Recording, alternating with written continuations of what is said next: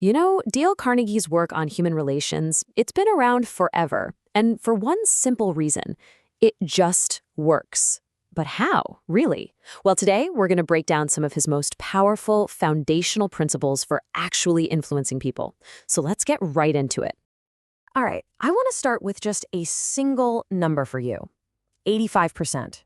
Think about that for a second. What on earth could be so important that it makes up 85% of, well, anything?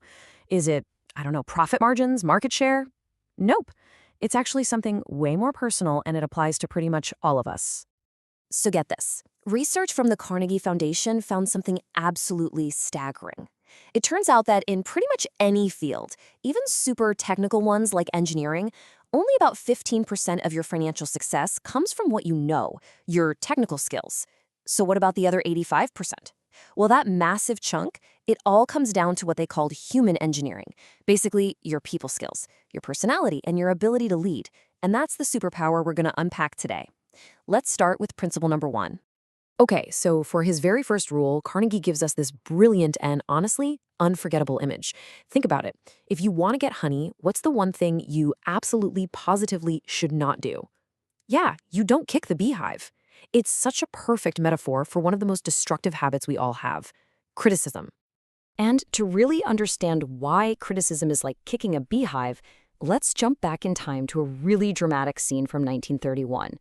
There was this notorious killer, Two-Gun Crowley. And a little fun fact, the guy didn't even smoke or drink, believe it or not. Anyway, after weeks on the run, he's finally cornered, trapped in his girlfriend's apartment. And look, this was not your average arrest. We're talking about 150 police officers laying siege to his hideout. I mean, they were tearing holes in the roof, blasting away with machine guns. The gunfight lasted for over an hour. The guy inside was considered one of the most dangerous criminals New York had ever seen. A total madman, right? Well, here's where it gets really interesting. What do you think was going through Crowley's mind while all this was happening? While bullets are flying, he's writing a letter. And in this letter, he says, and I'm not making this up, that under his coat is a weary but kind heart that would do nobody any harm. I mean, wow. This is coming from a guy who shot a police officer in cold blood without a second thought. So what's the big takeaway here? It's this.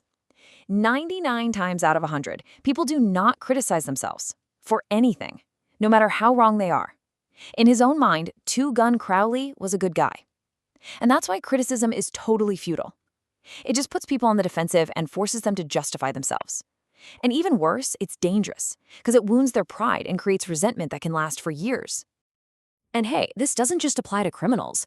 Even Abraham Lincoln, that Abraham Lincoln had to learn this lesson the hard way.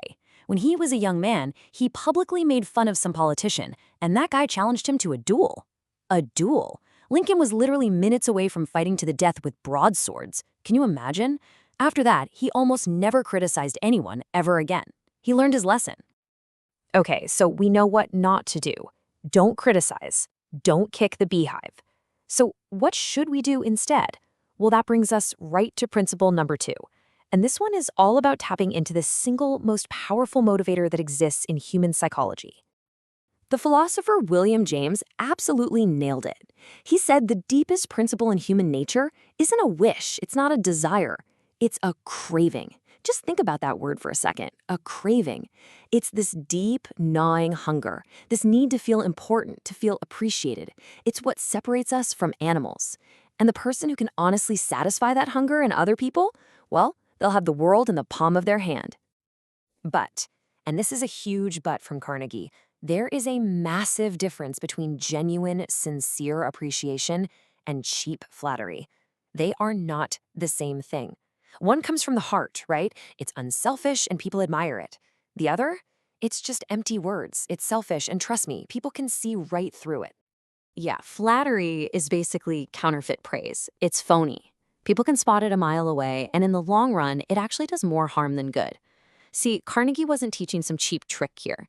He was talking about a whole new way of life, a philosophy built on genuinely finding the good in other people and then telling them about it. All right, that brings us to our third and final key. This is the one that really ties it all together with a practical strategy. And Carnegie uses another great analogy here. It's about fishing. You don't bait your hook with, say, strawberries and cream just because you like them, right? Of course not. You use what the fish likes. And that simple idea holds the secret.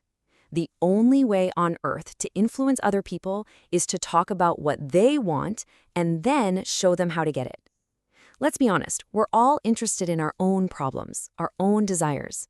The real master key is to see things from their point of view and, just like the quote says, arouse in them an eager want. There's a really simple story in the book that makes this crystal clear. So there's this little boy who keeps wetting the bed. His parents yell, they scold him, nothing works. Finally, they stop and ask, okay, what does he want? And they realize he wants to be a big boy, just like his daddy. He wants his own pajamas and his own bed. So they make him a deal. They say, if you stop wetting the bed, you can have your very own pajamas and your own bed. And just like that, he wanted to stop. The problem just solved itself because they finally baited the hook to suit the fish. So, when you put all three of these principles together, you start to realize this isn't just a list of clever tricks. It's a fundamental shift in how you see and interact with everyone around you. It's really a complete philosophy for dealing with people. Okay, so let's recap, let's bring it all home. The three keys are super simple, but they are absolutely transformative. Number one, don't criticize. It's futile, it's dangerous, just stop. Number two, give sincere, heartfelt appreciation. Fulfill that deep human craving to feel important. And number three, arouse an eager want. Always, always think from the other person's perspective. And that brings us to the final thought I want to leave you with. This isn't just some abstract theory, right? This is a practical tool you can use. So here's the question for you. What one relationship in your life, maybe at work, maybe at home, could you totally transform by applying these principles? Starting today. Just think about it. What would happen if you actually tried?